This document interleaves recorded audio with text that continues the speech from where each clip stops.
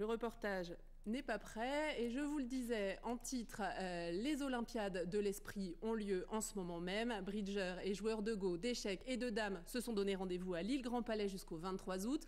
137 pays sont représentés et la France est plutôt bien classée. Le champion du monde en titre chez les seniors et même lillois, Maya Elusni et Frédéric Alorga l'ont rencontré. La région a de quoi être fière. Patrick Grant a appris à jouer au bridge, comme il dit, au café du coin il y a 48 ans. Son palmarès pourrait en dérouter plus d'un.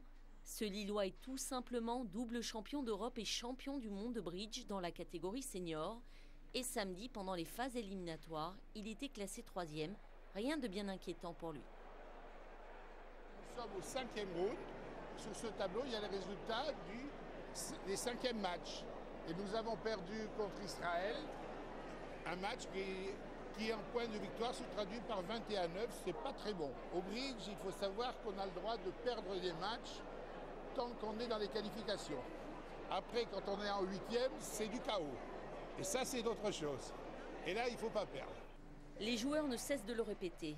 Le bridge est un sport à part entière qui exige pendant plusieurs heures une concentration extrême, de quoi avoir besoin de relâcher la pression entre les matchs.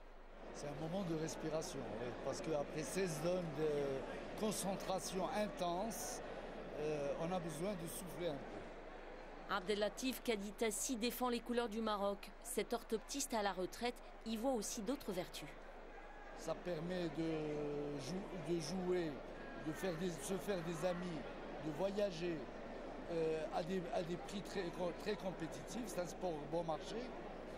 Et tout le monde devrait apprendre à jouer, savoir jouer au moment de la retraite.